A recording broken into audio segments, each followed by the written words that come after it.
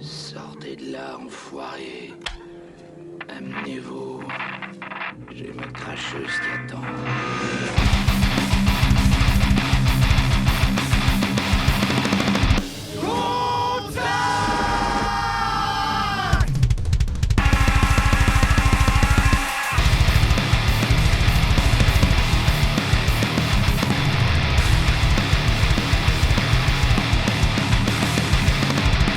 Qui a fait ça? Buddy Dutch, les deux cons qui manquent de tact.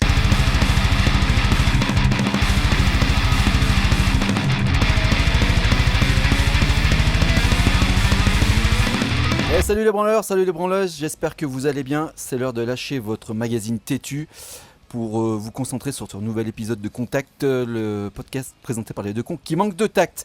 Et toujours à mes côtés, fidèle au poste, Gatling en bain. The Mighty Bud. Gros bâtard. Et bonsoir les branleurs et les branleuses. Et bien sûr, c'est l'heure de poser votre têtu avec Macron en couverture, hein. Évidemment, on connaît ce petit top préféré. Et ben putain, ça fait plaisir de retrouver. Comment il va, monseigneur Dutch? Est-ce qu'il est chaud pour la deuxième partie du wiki ce soir? Ouais, deuxième tartine de Wikimerdia, très chaud, très chaud. Ok, magnifique, on va partir, mais bon, évidemment, avant, petit insert. Bon, on a un gros pavé ce soir, alors on va faire des coups de gueule un peu rapidos, mais moi j'en ai un petit haut. Est-ce que t'en as un petit haut pour nous, monseigneur? Moi j'en ai un milliard, mais on dénonce pas les copains. Ok, bon, histoire de faire court, moi aussi j'en ai un, mais je vais pas passer 1000 ans, mais la nouvelle chanteuse de Linkin Park, sérieux, tout sera fût pour ça.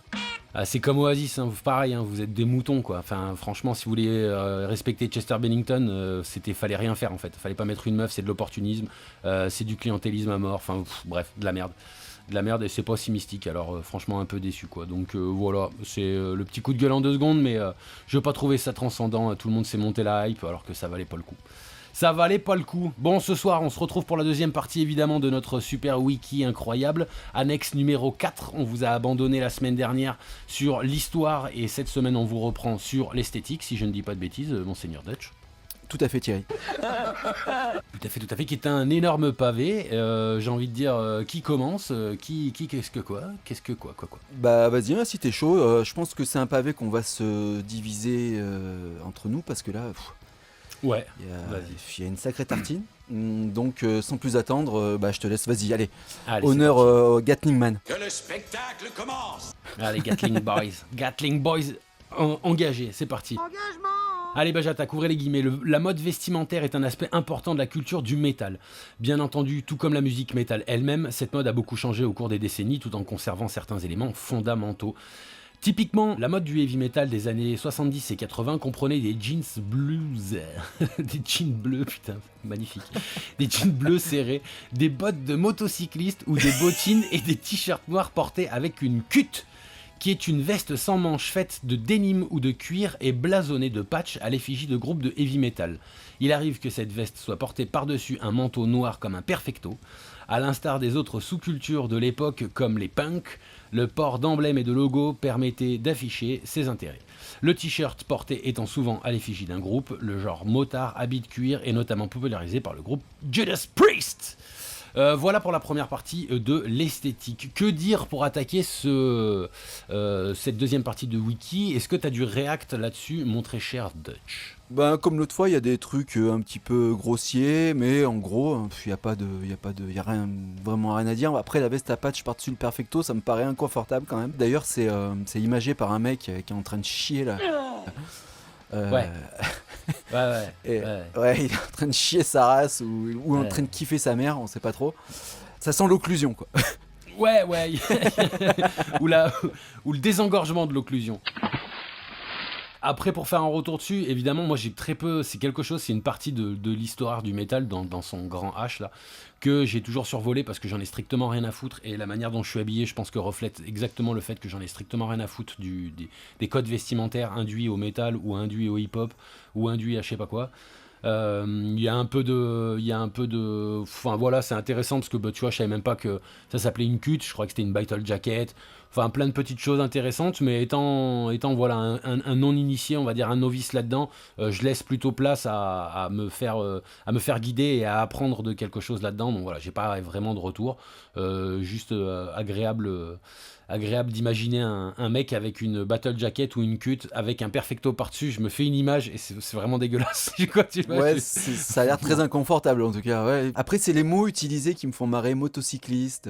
Ouais, très consensuel, très Ouais, académique comme mot. Après, si c'est un petit truc aussi, je voulais faire une petite annexe que j'aime énormément parce que du coup, pour moi, le métal est le style de musique le plus inclusif au monde, tu vois.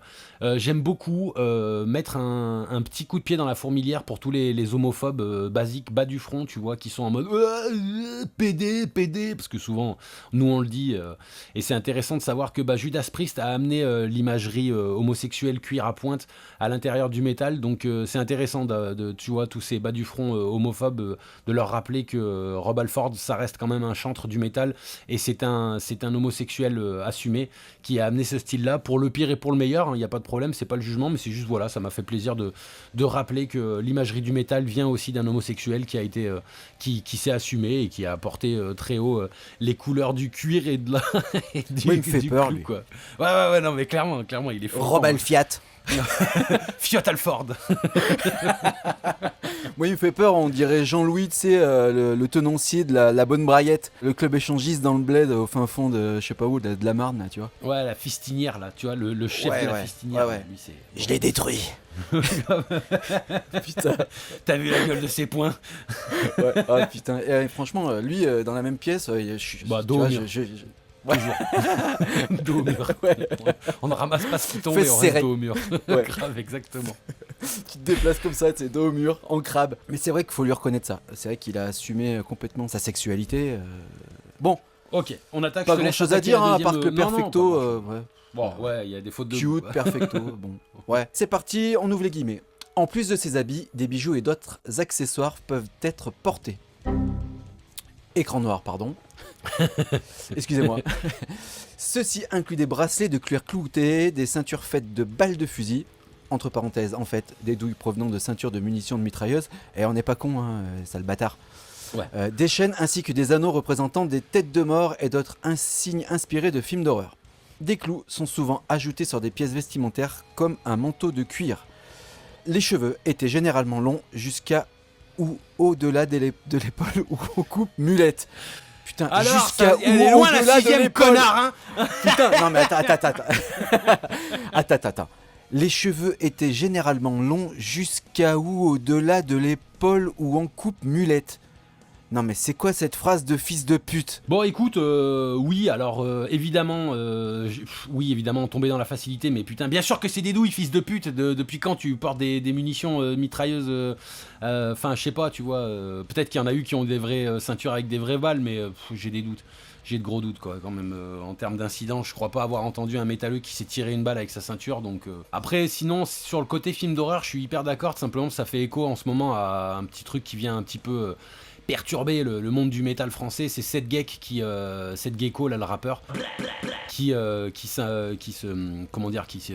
s'immiscie dans cet univers-là et qui s'immiscie à travers comment il a kiffé le métal à travers les films d'horreur. Donc, je suis plutôt d'accord, ça m'a fait penser à ça, c'est cool. On reste quand même, comme on disait, tu vois, avec le split du corps dans un autre sens et du métal basique dans l'autre. Donc vraiment, ouais, voilà, les clous, le cuir, on recommence sur les clous, le cuir, les cheveux longs, les courts, le cuir, les cheveux longs, enfin voilà. Pas Ouais, trop bah c'est...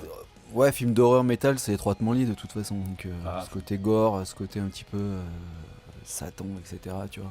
Ouais, Fantôme, etc.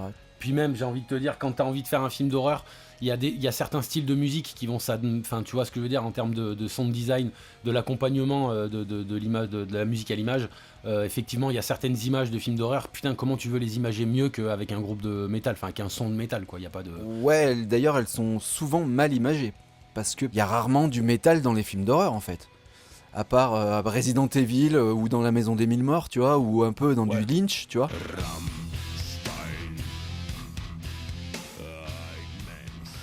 et qui n'est pas de l'horreur d'ailleurs, hein. C'est plutôt De la film merde. d'auteur à la con là, ouais. De la merde. Je Ouais, des déteste trucs. David Lynch. Ouais, c'est de la branlette cinématographique. Bon, bref. Mais c'est vrai que c'est rarement illustré par de la musique métal, hein. Nous qui sommes à la maison des amateurs de films d'horreur, c'est rare. C'est assez rare, hein, pour le souligner d'ailleurs. Enfin, il y a plus d'éléments horreur dans la musique que l'inverse. Ouais. Je Ok, trouve. Je capte. Ok, Bah, je sais pas si t'es d'accord avec ça. Bah, je suis moins initié en termes de cinéma que toi, donc je peux que pleinement te faire confiance. Là où vraiment je suis plutôt d'accord, c'est quand tu parles de l'inversion, c'est-à-dire oui, effectivement, le métal s'image plus avec des images d'horreur, peut-être que ce que les films d'horreur se sonorisent avec du métal, tu vois. Même si en tête, j'ai pas forcément des films d'horreur, mais j'ai Ex-Drummer, qui est un film un peu dérangeant belge où il y avait du Isis à l'intérieur avec pas mal de bons groupes, et au moment où Isis démarre dans la scène de fin, enfin incroyable quoi, le passage est transcendé par ça, donc j'ai pas, mis à part Rob Zombie, puisque j'ai un peu cette culture là, j'ai pas non plus 106 000 trucs de métal dans les films d'horreur. Après pour finir, Parce qu'il y en a pas. Ouais, Parce qu'il y en a parce très qu'il y en très a pas, peu. voilà, c'est tout, hein, voilà, tu vois. Après là, pour le coup, pour finir sur le petit texte là, c'était le côté le coupe-mulet. Bon. François Damiens. Bon, la coupe mulet, ok, est-ce qu'on en parle? Enfin, moi j'ai plus vu Candeloro représenter la coupe mulet que à proprement parler des groupes de métal avec la coupe mulet, quoi. C'était une génération à proprement parler. Je trouve pas que ça soit adjoint, enfin à coller directement à la culture métal, mais bon, ça c'est juste une petite. Bah moi c'est une petite François réflexion, Damiens dans ses sketchs sur le tuning, hein, la coupe mulette. Mais bon, Ouais. après voilà, chacun ses refs, hein. quoi. Chacun ses rêves, effectivement. D'ailleurs, big up à Sadex, un des mecs qui nous suit là, qui a reconnu l'insert. Benjamin de- Ouais, présent, Nat, présent, Rico, présent. Ah putain, quelle folie ce truc. Des barres de rire, hein. Je me suis tapé des barres de rire. Mais, Enculé. Et putain. big up à toi parce que t'as reconnu ça et t'es un vrai. T'es un vrai, t'es adoubé. Merci, tu fais plaisir. Grave. Allez, vas-y, Gatling Man. Excuse-moi, je m'hydrate. C'est parti, ouvrez les guillemets. Avec les genres de métal se diversifiant et devenant plus extrêmes avec la fin des années 1980 et le début des années 1990, la mode métal change de direction. En effet, le death metal et le black metal, commençant à dominer la culture métal et la mode associée au genre, reflètent ce changement. Une influence grandissante du mouvement gothique, de la musique industrielle et du punk hardcore devint plus évidente. Des jeans noirs, des pantalons de style militaire commencent à remplacer le traditionnel jean bleu. Les chandails à manches longues tendent à remplacer la veste plaquée de patch et les bottes militaires deviennent populaires. De plus, quelques accessoires populaires lors des décennies précédentes deviennent moins importants au sein de la culture. Bon, ouais, je te dis, je suis pas assez initié, je suis pas assez, voilà, mais je veux bien entendre que, effectivement, quand tu prends un blackeux, un DSE, et que tu mets en parallèle un gothique ou un indus, même punk hardcore, hein, comme ici, et bon, oui, là, on vient enfin sur le côté. Il y a un split et ça me fait plaisir parce qu'il parle de punk hardcore à l'intérieur, donc comme quoi il rajoute un petit peu ce truc là dans l'historicité, tu vois, il rajoute un peu le split qu'il y a avec le hardcore. Bon, ok, au moins il se précise qu'à un moment ça a évolué et que ça a changé, quoi. Ouais, puis c'est vrai que tous les deux, on porte pas des fringues comme ça, donc c'est vrai que on arrive à voir ce qui se passe, mais nous se mettre à la place des gens qui portent des chandails, Ouais. chelou quoi. Enfin, tu vois. Ouais. Pour des gens qui portent du Vans ou du Crève, et ça je mets une dédicace. C'est une dédicace à Thomas qui a chié sur la marque Crève l'autre fois dans son live. Mais c'est vrai que nous, on porte du Nike, du Adidas. On n'a pas vraiment nous un style métal quoi, tu vois. Ah ouais, non, je porte du Kiabi, frère. Hein. Ouais, non mais tu vois, il y a quelques indices, tu vois. On va retrouver un petit t-shirt. Ouais. Peut-être un petit peu les chaussures sketchy, tu vois, mais pas plus, tu vois.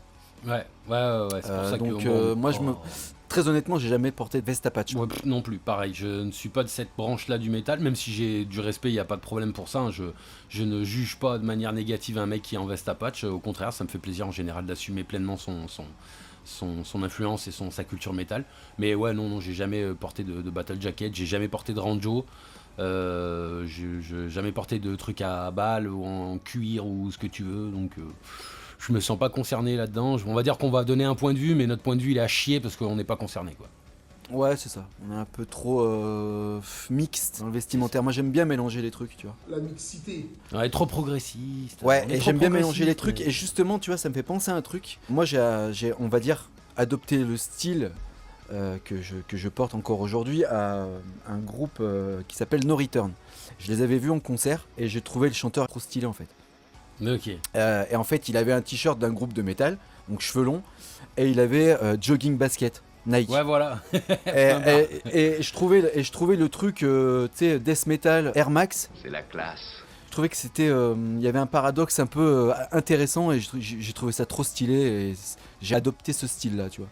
Ouais, mais je comprends à mort. Les pieds de nez comme ça, et les trucs qui brisent les codes, c'est toujours prenant quand t'es un peu, au début d'une découverte de culture. Tu vois les mecs qui prennent ce truc-là à contre-pied, c'est hyper agréable, tu vois. Le survêt de basket qui va avec le t-shirt de métal, oui, bien sûr. Ouais, juste avec les kiffant, cheveux hein. longs et le gros chant guttural, ouais, enfin j'ai trouvé Ouais. ça stylé. Moi j'aime bien aussi. Je valide. Petite parenthèse quoi. Ok, vas-y. Bon, là t'as un gros pavé, mon tonton. Alors, Ah putain, vas-y. en plus ces bâtards ils mettent pas de virgule donc moi j'ai du mal avec mon niveau CM2 là. Les cassos. Ouais, attends. troisième, je t'aurais collé. Non, sixième, allez, sixième. Enculé. Pour vraiment. Mais t'es pas loin, hein, tu sais, t'es pas loin. Ah ouais, non, moi je suis sixième, j'ai 6 mois de plus, quoi, pas plus. Hein, tu vois. Sixième sec pas quoi. Ouais, voilà, ouais, exactement. Tu sais, il est fort en lecture parce qu'il connaît pas les chiffres, le gonze, tu vois.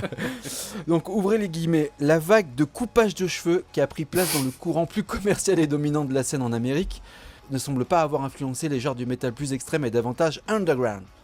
Les musiciens et les fans de death et de black sont fidèles au port des cheveux longs et ont tendance à aborder des cheveux droits tombant beaucoup plus bas que les épaules. Le port du longue barbe est aussi devenu populaire. Généralement, les métalleux qui portent des cheveux courts appartiennent au genre new metal ou metalcore. Ces derniers ont vu quelques facettes de la culture hip-hop influencer leur mode, comme le port de vêtements sportifs, de dreadlocks et de vêtements de marque. Les métalleux des genres plus extrêmes ont tendance à rejeter ce groupe de la culture métal en général. Cependant, un grand nombre de métalleux ne peuvent plus aborder les cheveux longs en raison de leur travail. Putain, c'est atroce. Hein. Soit en raison du danger selon le corps de métier, soit en raison des exigences du métier, pompiers, armée, police, etc. Ou encore selon les secteurs d'activité, vente, communication, etc. Bordel de merde! Il n'est donc plus très rare de voir des fans et des musiciens aux cheveux courts qui ont dû couper leurs cheveux longs à la suite de leur entrée dans la vie active. Néanmoins, ils restent très bien intégrés dans les rassemblements de métalleux. Et pour ce qui est des musiciens, il n'est plus choquant de voir un groupe de black metal dont tous les membres ou presque ont les cheveux courts. Putain, j'ai du mal, je suis désolé. Cela témoigne de la bonne intégration des métalleux à la fois dans la société et dans le monde du travail, tout en gardant leur attache au monde du métal. Eh bah dis donc, Kevin, c'était laborieux. Hein.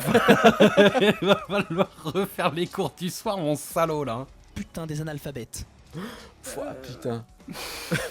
Non, blague à part. Écoute, oui, histoire de trancher rapidement dans le truc. Effectivement, oui, tu vois, ils ont noté exactement ce qu'on disait juste à quelques instants. Le côté avoir rajouté des vêtements sportifs, le vêtement de marque pour le côté Adidas Dreadlock. Bon, on comprend bien que c'est Korn hein, qui est venu foutre un énorme coup de pied dans la fourmilière avec son style vestimentaire, 3 bandes et tout ça, pour même faire des morceaux qui s'appellent Adidas. Donc à ce niveau-là, je veux dire, il n'y a pas de mystère non plus quoi. Donc ok, check. Après pour ce côté les cheveux longs et tout le bordel là par rapport au secteur d'activité, les dangers, bon je t'avoue que j'avais jamais tiqué ça, j'avais jamais trop réfléchi à ça et bon j'imagine que les mecs savaient pas qu'ils pouvaient s'attacher les cheveux dans l'usine pour éviter de se prendre les cheveux dans la machine. Bon peut-être qu'ils ont pas eu connaissance des kikis à cheveux ou des élastiques de gonzesse pour La pouvoir Charlotte. faire un truc à la Charlotte ou j'en sais rien quoi. Après peut-être que ça a été écrit il y a assez longtemps pour pas que la mentalité 2024 soit prise en compte parce que du coup bah effectivement tu peux pas rejeter quelqu'un parce qu'il a des tatouages ou parce qu'il a des trucs comme ça. Moi je trouve qu'en vente, communication, cuisine, tout ce qui est métier de l'hygiène et tout ça c'est devenu hors enfin voilà, c'est hors sujet maintenant. C'est peut-être qu'il y a le côté sécurité dans les pompiers, l'armée ou la police et encore que j'en vois souvent avec des barbes mais ouais bon ok, peut-être qu'il y a eu quelques années où les métalleux ils étaient un peu planqués parce que niveau vestimentaire ça posait problème ou niveau physique tu vois niveau style physique ça pouvait poser problème mais bon je me retrouve pas là-dedans, j'ai pas l'impression que ça soit un truc qui soit... Je sais pas ce que t'en penses, hein, mais... Bah de toute façon niveau cheveux, nous on se retrouve pas là-dedans non plus quoi. Ouais, Tu vois. voilà, c'est pour ça, tu vois. Moi, les cheveux coincés dans la machine, je t'avoue, ça me... Je vois pas de quoi tu parles, tu vois. Moi c'est plus la bite avec lequel j'avais les problèmes. Coincé dans la presse. Ouais c'est ça, c'est dans le tour, fallait que je fasse gaffe. Et je fasse plus gaffe à ma bite qu'à mes cheveux. Trop longue à dépasser du genou là en short, interdit les shorts, interdit. C'est ça. Non mais en fait c'est comme c'est amené. Par exemple les black métalleux portent des cheveux longs, droits, tombants, bien plus bas que les épaules. C'est comme ça et pas autrement. Tiens c'est standardisé et c'est un peu dérangeant en fait. Ouais, puis quand tu vois le nombre de lignes qui est écrit sur le reste et le nombre de lignes qui est écrit sur le style, C'est vrai. tu sens qu'il y a quand même, voilà quoi, on arrive à bien comprendre que le métal, on distingue déjà, avant même la musique, on distingue par le vêtement, on distingue par l'habit, le comportement et tout ça, donc même si c'est pseudo vrai, hein, j'ai envie de dire, mais voilà, ouais, c'est un peu vieux, ou alors si c'est pas vieux, c'est que ça n'a pas été fait par quelqu'un qui était très en place dans sa génération, quoi. C'est un bon gros boomer des familles, quoi. En surpoids. Ouais, puis tu vois, je regarde un petit peu en même temps, mais Dreadlocks, il me semble que c'était le chanteur de Carcass qui avait les Dreadlocks, et Carcass c'est un vieux groupe, donc il y a toujours un petit peu les exceptions comme ça, il y a eu des groupes, des musiciens qui avaient la boulasse à l'époque, et Oui, tu vois bien le sûr. fait qu'on dise, tiens bah tu portes un jogging, on te rejette, parce qu'on a tendance à rejeter ce groupe de la culture métal en général, et encore une fois, No Return portait des joggings, et c'était dans les années 90, donc...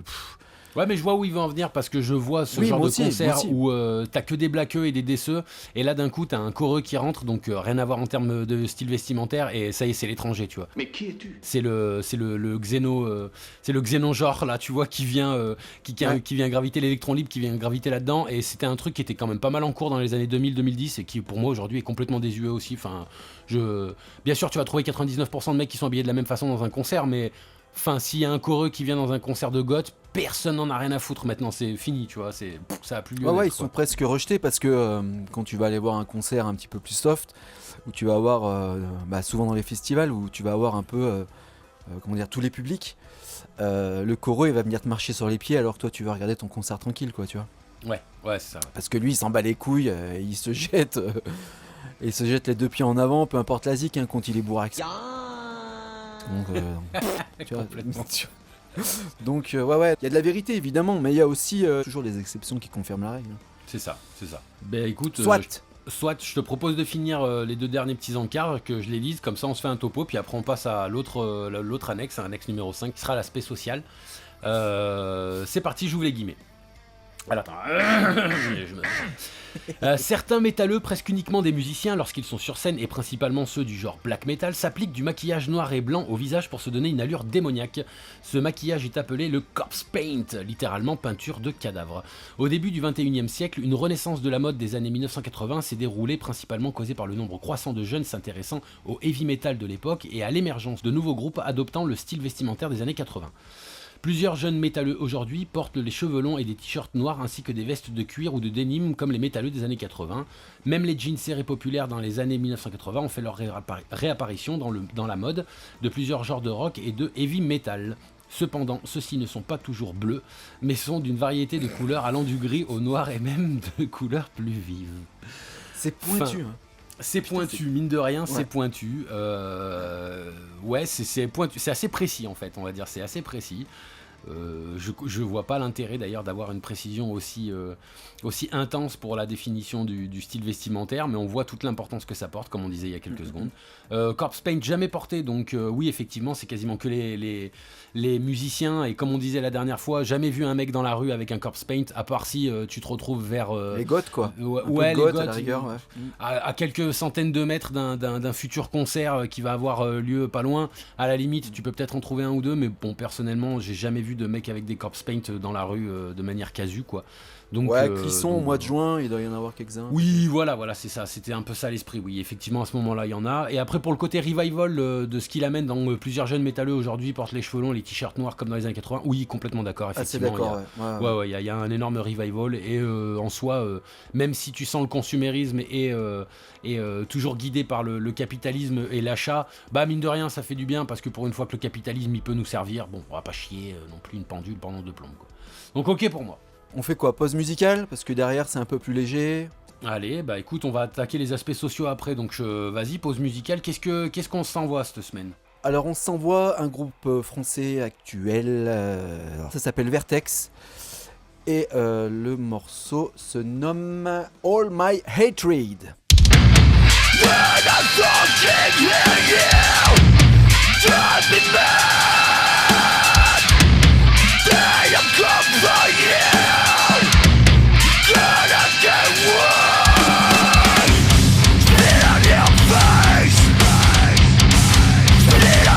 Face!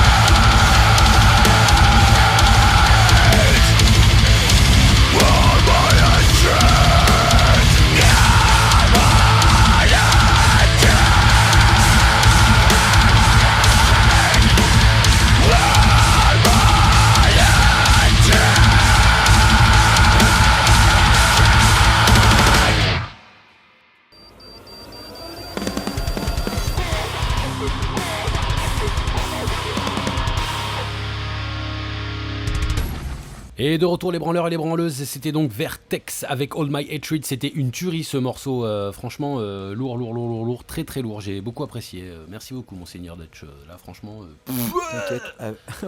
T'inquiète, avec plaisir.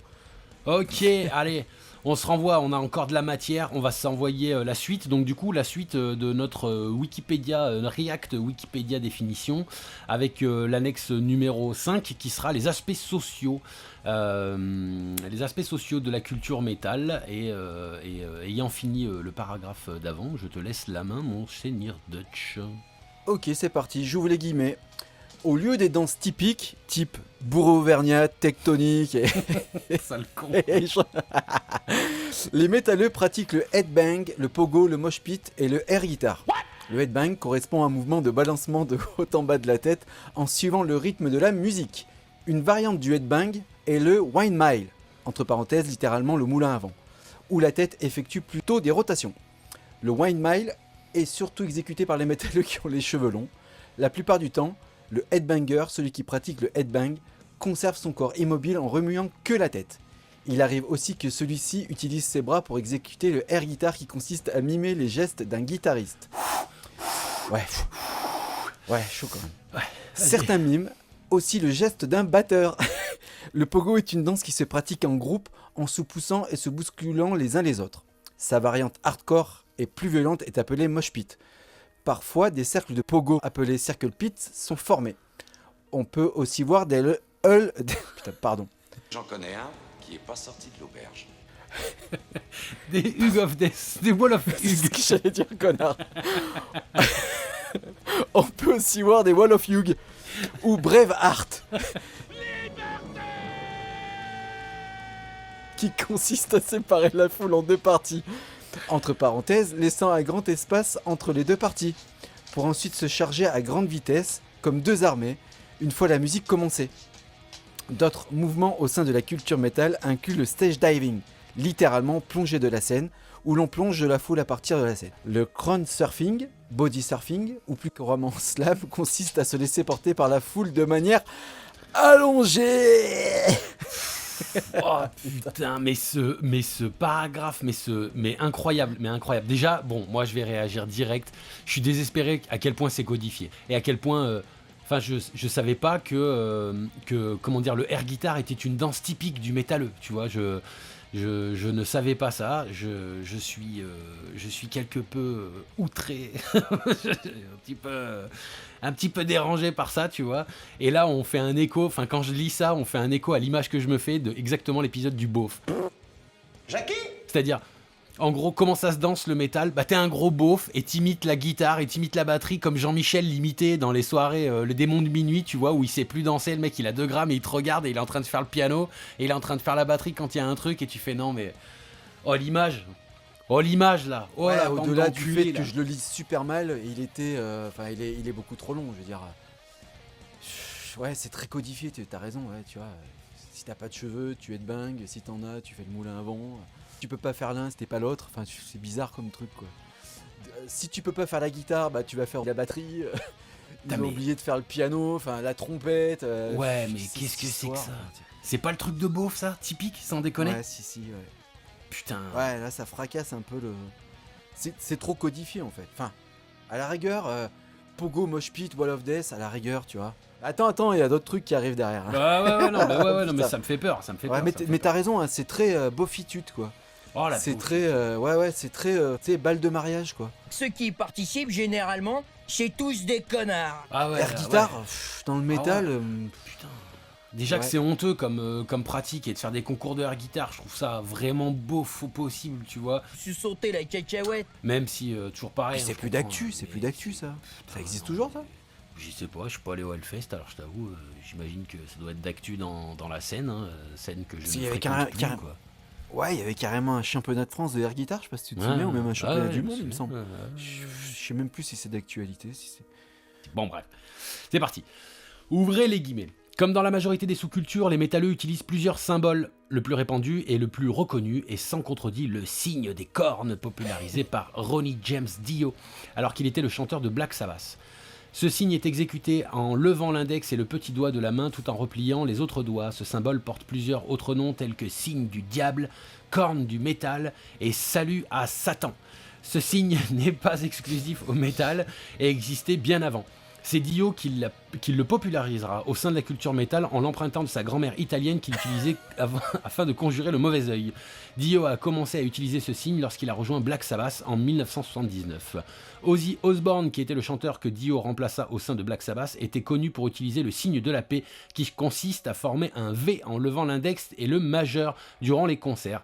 C'est avec la volonté de connecter avec les fans que Dio a voulu aussi utiliser un signe de la main, mais ne voulant pas copier Ozzy, il décida d'utiliser le signe que sa grand-mère faisait constamment. Putain de ta grand-mère. La putain de ta grand-mère, pour une fois qu'on peut le dire, tu vois, et qu'il soit pertinent et cohérent. La putain de ta grand-mère, la grosse, parce qu'en plus, si elle était italienne, elle était grosse. Je le sais, j'ai le droit de le dire, je le suis, et ma grand-mère le faisait, donc au niveau pertinence culturelle, pas de problème à ce niveau-là. C'est très méditerranéen, ce signe.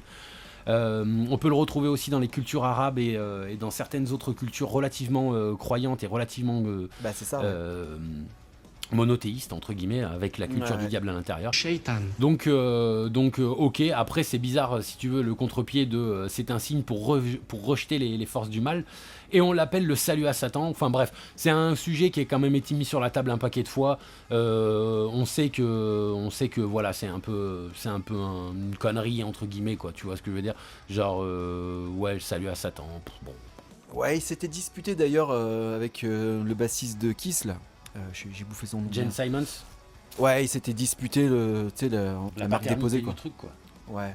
Ouais, Ce qui était complètement ridicule d'ailleurs. Bon bref, on sait que c'est la grand-mère du Ronnie James Dio là. Sérieux. Non mais en plus tu sens s'il y a eu battle là-dessus, tu te dis mais Kiss, vous êtes pas assez riche pour avoir encore besoin de vous accaparer des signes. Enfin tu vois, on dirait Nabila avec Aloko, tu sais, à déposer à la je sais plus, la chambre des concepts intellectuels français. Il y a bien qu'en France que t'as ça là, pour déposer des merdes comme ça là. Pays de merde. Et là ouais bon. Et bon, en tout cas, pour ce qui est de devoir le soulever pour l'aspect sociologique, oui, hein, il était évident de devoir se soulever ce truc-là pour l'aspect sociologique du métal. J'ai pas grand-chose à dire dessus, si ce n'est merci la grosse grand-mère italienne de Ronnie James Dio, mais bon, c'est un truc de beauf aussi, quoi. Enfin, moi, le premier, je suis absolument pas un mec qui fait le signe du diable comme ça, ou si je vais le faire, c'est vraiment pour... Bon, écoute, voilà, ok, check, ça en fait partie, on peut pas l'enlever, mais voilà, il n'y a pas de... Ça fait un peu notice du métalleux. Le métalleux doit mettre un jean bleu, gris, là il doit lever le petit doigt, Si ça fait vraiment appuyer sur le bouton stop pour éteindre le micro-ondes. Ouais, ok, ouais, je vois, ouais. Mode d'emploi du métalleux, le mode d'emploi du métalleux. Allez sur du la bon page métalleux, Wikipédia. quoi. Ouais, tu lèves le petit doigt avec l'index, mais surtout mets pas le pouce, parce que là sinon tu rentres dans le clan des surfeurs. Oh non! Oui, c'est ça, Ah, si tu lèves le pouce, c'est plus la même chose que si tu fermes... Ouais, c'est ça. À 90 degrés, mettez bien le bras à 90 degrés, pliez-le, ne le mettez surtout pas droit, parce que si vous êtes allemand, c'est interdit. Donc faites très très attention. Ouais, comme on disait, c'est ta grand-mère qu'on met à 90 degrés, tu vois. Ouais, c'est ça, c'est ta grand-mère qu'on met à 90 degrés, et je pense pas que tu l'aies honoré en vrai en faisant ça, tu vois. En plus, si c'est l'esprit de repousser les forces du mal, alors que finalement, mis à part les appeler, ou alors se foutre de leur gueule, ou les rendre... c'est comme il y a un truc qui dit que la plus grande force du diable, c'est d'avoir fait en sorte qu'on ne croit plus en lui. Tu vois, un peu le délire, donc bon, allez, passons là-dessus. Tout ça c'est de l'imagerie, il y a beaucoup de blabla sur l'imagerie et du paraître. Donc nous en tant que gens qui s'en battent le steak, qui vivons la musique, on paraît pas, je veux dire, si on se croise dans la rue, oui, je dirais pas que t'es un métalleux, tu vois. Ouais, ça dépend du t-shirt, mais ouais, pareil, tu vois, le côté un peu bon. Voilà, et là t'as l'impression qu'il y a quand même, c'est important pour le mec qui a écrit ça, quoi. Ouais. Ceux ou celles qui ont écrit ça, ouais. Ouais, mode d'emploi, merde, hein, c'est ça, c'est le mode d'emploi. Hein. Ok, vas-y, je te laisse finir cet aspect social, hein, le dernier paragraphe de l'aspect social. Suite et fin, ouais. Allez, alors, ouvrons les guillemets et essayons de se concentrer, bordel de merde. Ouvrez les guillemets et fermez vos gueules, merde. Ouais, les sixièmes prennent la parole. Allez, Kevin, essaye de faire plus de 2 phrases sans crocheter, connard. Putain. C'est parti. Des signes sataniques et antichrétiens sont utilisés par certains métalleux et souvent utilisés par les groupes. Ces symboles comprennent principalement le pentagramme et la croix inversée. Le fait d'utiliser ces symboles n'implique pas nécessairement l'adhésion au culte satanique. En effet, pour la plupart des métalleux, ces symboles sont utilisés comme représentation d'un sentiment de rébellion sociale et non directement contre la religion. Néanmoins, plusieurs mouvements ont discrédité le heavy metal en affirmant que celui-ci était relié au satanisme. Des groupes de fondamentalistes chrétiens étaient déjà en œuvre contre le rock'n'roll des années 1960 et ont continué contre le métal par la suite. Ceux-ci tiennent des discours publics pour affirmer leur inquiétude par rapport aux influences que le heavy metal peut avoir sur les jeunes. Il arrive aussi que des ecclésiastiques prennent ouvertement la parole pour dénoncer le heavy metal. Bon, c'est des lieux communs. C'est assez... C'est très bien d'avoir spécifié justement que effectivement 80-90%, voire même 99% des mecs qui utilisent ces signes, ils sont absolument pas anti-religieux, ils en ont rien à foutre. Ou c'est de l'imagerie, donc ok, check. Non, c'est comme l'appel de phare entre motards. Bah, tu vois, moi j'y vois plus comme ça, tu vois. Ouais, complètement d'accord. C'est un signe de ralliement en fait. Ouais, c'est ça. Le mec, il a un t-shirt avec, une croix à l'envers ou un pentacle. Tu sais qu'il y a de grandes chances que ça soit un goth métalleux. Tu sais qu'il va rentrer un peu rapidement dans ta culture. Donc, pour le coup, ok, check. Et puis après, ayant vu un petit peu par rapport aux interviews du Percula par exemple ou mettant du Père Fouras, le Père Fouras aussi, tu vois, le Père Fougas, tu vois. Mais ouais, j'ai vu qu'il y avait quand même eu une bonne réaction des chrétiens un petit peu fondamentalistes, un petit peu racinaires là, qui s'étaient un petit peu énervés plusieurs fois contre contre, comme il disait, le rock'n'roll des années 60, et après au fur et à mesure vachement de réactions dès que c'est un peu violent, comme on disait la dernière fois, Marilyn Manson. Il y avait eu aussi un petit peu des levées contre Mayhem, il y avait eu un petit peu des trucs comme ça. Ouais. Bon, allez, check. Moi, ouais. Je trouve que c'est oui. le paragraphe le plus pertinent des trois. Mais souviens-toi, au début du Hellfest à Clisson, où en fait t'avais des vadés rétro satanas tagués sur les rambardes, les machins, les trucs. Là maintenant, les petits chrétiens, les petits trucs, ils font des messes au Hellfest. Donc en fait, t'as l'impression quand même que quand il y a un peu de la monnaie, tu vois, qui traîne, qui est moyen de faire de l'argent, les convictions religieuses, elles ont vite fait de se transformer un petit peu ou de s'adapter. Ouais, elles s'adaptent très vite. L'argent fait vite changer. L'argent nous rend à géométrie variable. De toute façon, c'est un aspect qui va être abordé un peu plus tard dans la troisième et dernière partie. Il y a un aspect religion et croyance qui est bien développé au niveau de la définition là sur Wikipédia, donc on y reviendra un peu plus tard. Mais voilà, on reste quand même sur la géométrie variable de certaines croyances en fonction du budget qui est alloué à des cultures. Hein, voilà, pour faire ça. De la rentabilité que ça peut amener au vignoble du coin, quoi. Tu vois. Exactement. Ouais. Ouh, la crotte de nez là, bim. Bah non, mais voilà, mais c'est pas une prise de position, c'est juste, c'est factuel en fait. Hein. C'est des choses qu'on a tous vues en fait. Bah oui, c'est bizarre, comme à quel point ça peut être à géométrie variable, les croyances, les connaissances, les mecs qui sont pour, les mecs qui sont contre, c'est assez fou, tu vois. L'évolution qu'il peut en faire. Ouais, c'est juste à 2 ans d'écart, quoi. Putain, ouais, je suis radicalement contre, et 2 ans après, ah putain, qu'est-ce que je suis pour. Putain, bientôt, non mais je pense que bientôt, les prêtres de Clisson auront des croix retournées. Cela ne peut que nous réunir. Ouais, putain, mais complètement, ils seront adoubés au truc. Ça sera des messes noires, quoi. Ouais, carrément, ils seront là en mode non, mais c'est pour les métalleux, tout va très bien, c'est complètement cohérent avec la Bible, ne vous inquiétez pas, on va bien. Je m'adapte. Je m'adapte. Oui. Je retourne ma veste. Et toujours bon, du bref. zéro. Bref, c'était à noter, mais c'est vrai que le paragraphe est pertinent. Ok. Bon, on va aborder le dernier thème, histoire de ne pas non plus faire une vidéo de 1000 plombes. Le thème de l'authenticité, qui sera le dernier thème pour ce soir pour la définition de Wikipédia. Et puis j'attaque, si je dis pas de bêtises, je crois on se fait un ping-pong, donc il me semble que c'est mon tour. Ah oui, c'est à toi. C'est parti. Ouvrez les guillemets. Donc, authenticité. À l'instar de la culture punk, le terme poseur est utilisé dans la culture métal pour définir quelqu'un qui adopte la mode vestimentaire, la gestuelle ou le discours d'un métalleux, sans adopter ou sans comprendre les valeurs fondamentales de la culture. Ce terme à valeur péjorative a pour fonction de décrire une personne qui prétend habituellement être ce qu'elle n'est pas. Les métalleux les plus puristes ont habituellement peu de respect pour les poseurs à cause de leur manque de sincérité et d'authenticité, et ils ont l'habitude de les rejeter de la sous-culture. Bon, écoute, oui. Oui. Il y a du trou métalleux par là. Ouais, voilà, il y a du trou, il y a le trou qui s'oppose versus le poseur. Effectivement, c'est une réalité. Je me tiens plus du côté trou que poseur, donc je comprends, parce que des fois, je vois des mecs qui ont 20 piges et qui ont l'impression d'avoir tout compris de l'histoire du métal, et je me dis non, mais vraiment, c'est le temps. C'est comme le sage, tu vois. Il y a des enfants de 20 ans qui sont sages, mais ils ne seront jamais aussi sages qu'un vieux de 60 piges, tu vois. Ou alors, ils le seront eux-mêmes bien plus quand ils auront 60 piges. Donc, ok. Ça me va, clairement ça me va, et surtout pour le rejet, on a vu, surtout chez les blaqueux et les coreux trous aussi, que il suffit que tu sois pas habillé de la bonne façon. Certains, on le disait tout à l'heure, donc un contre-pied évidemment, qu'il y avait quand même quelque chose aujourd'hui qui était plus de l'ordre de l'acceptation totale, mais on a quand même des exemples de soirées ou de moments où les poseurs ont été bannis parce que poseurs, hein, justement. Donc voilà, on leur laisse pas le temps de comprendre, on leur laisse pas le temps d'apprendre ces fameuses valeurs fondamentales de la culture métal. Donc bon voilà, Ouais. et après on gueule en disant ouais, le métal il est pas assez reconnu. Bah écoute, si tu tèches tous les mecs qui font des fautes de goût ou des fautes de comportement de ton point de vue, parce qu'ils sont en train d'apprendre les codes de ta culture, bon, on va pas y arriver, mais bon, ok, écoute. Ouais, puis après il y a peut-être un peu d'esbrouf, tu sais aussi, pas pour les poseurs, hein, tu mets un t-shirt, puis tu vas dans un endroit où c'est juste pour aller faire de la grande roue, tu vois ce que je veux dire? Ouais. Voilà, donc il y a peut-être un peu de ça aussi, peut-être.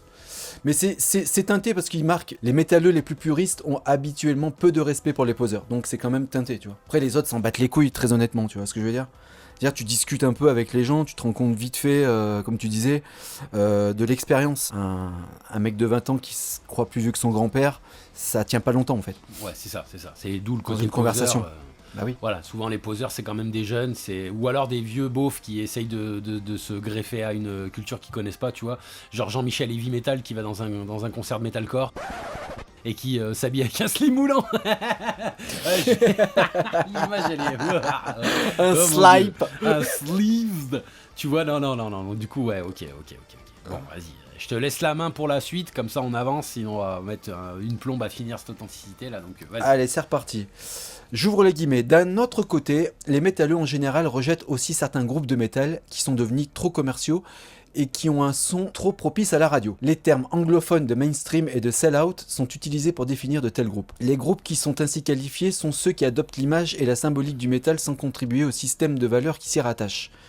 Plusieurs métalleux mettent les groupes de new metal et de metalcore dans cette catégorie à cause de leur musique qui entre trop dans la culture populaire et dans les genres de musique qui jouent à la radio et à la télévision.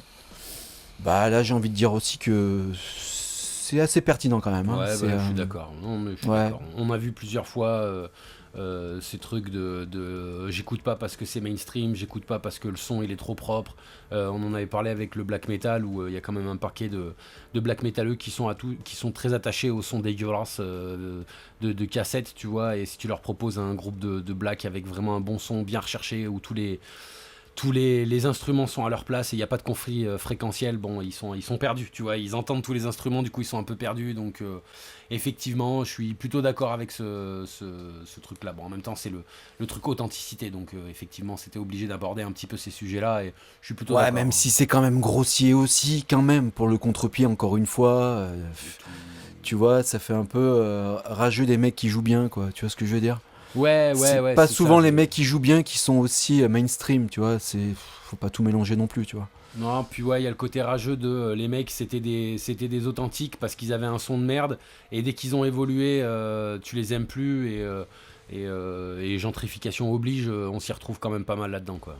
Ouais, dès qu'ils vendent des disques, c'est des vendus, alors qu'en fait, au départ, le business plan d'un groupe, c'est de vendre des disques, c'est de diffuser sa musique, donc il y a une espèce de C'est truc ça. bizarre là-dedans aussi. Bon, bref, Allez. ça serait un long débat, mais c'est quand même, on va dire, juste dans l'ensemble, quoi.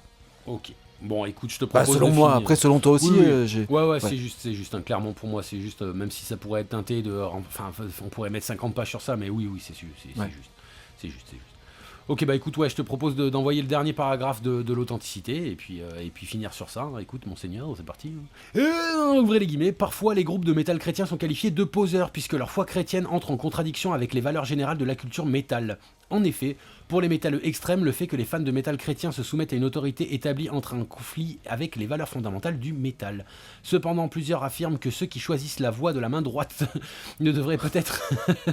Tu devrais se prendre une main gauche dans la gueule. Grosse gauche dans la finch. Ne devrait pas être remis en question au sein de la sous-culture, mais qu'en même temps, ce fait ne devrait être pas promu au sein du métal. D'un autre côté, le terme poseur, de par sa définition, ne peut être opposé aux fans du métal chrétien puisqu'ils sont intègres et authentiques dans leurs convictions. Bon. Que dire. Oui, alors, bon, ok.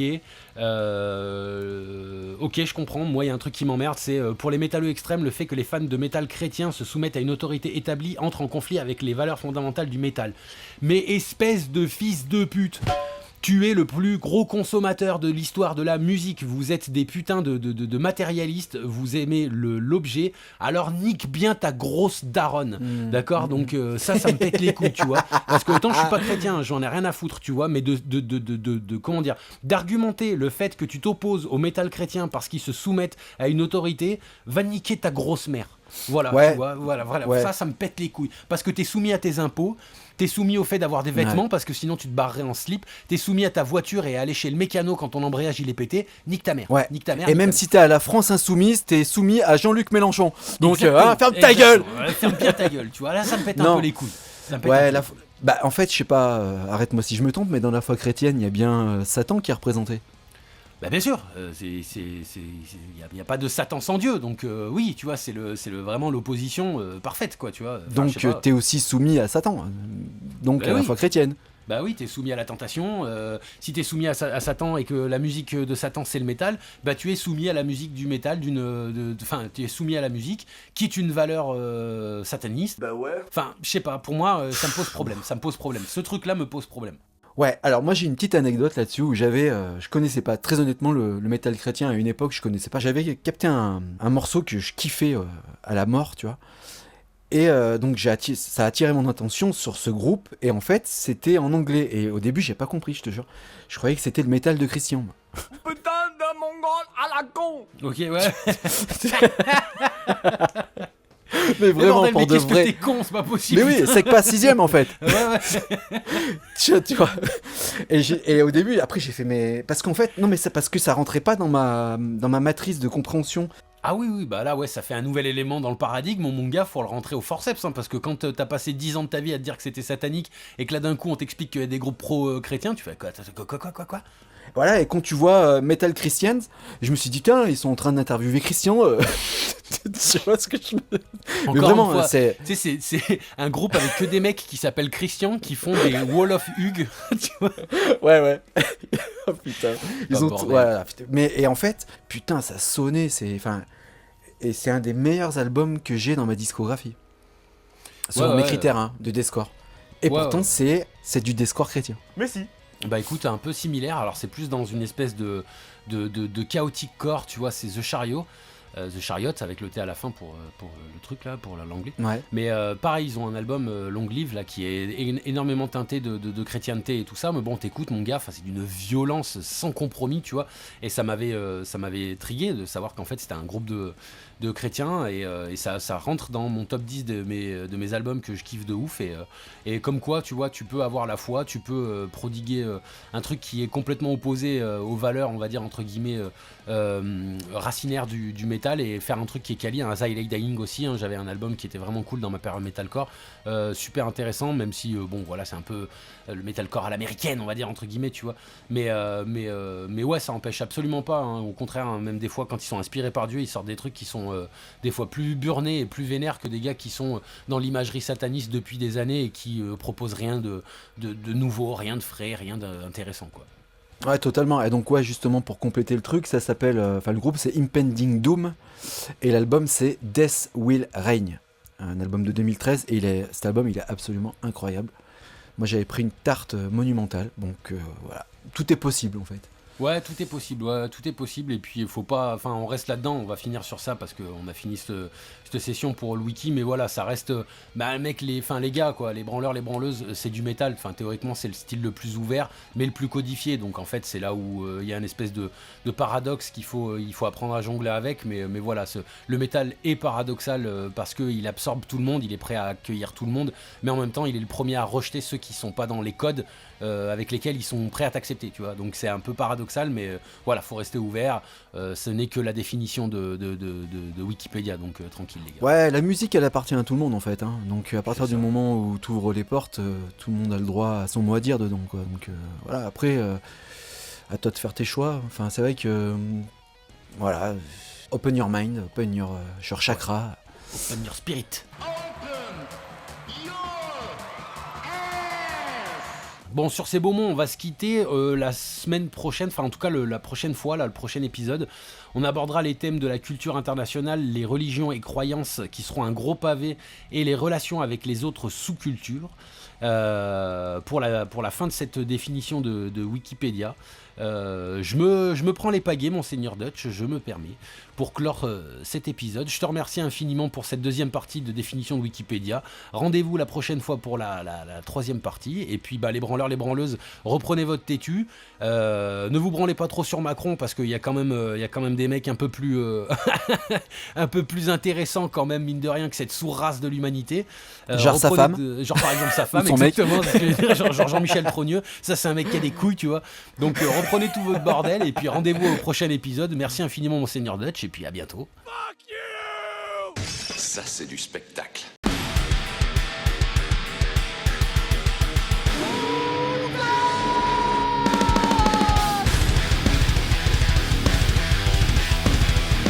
Baby Dutch bitch.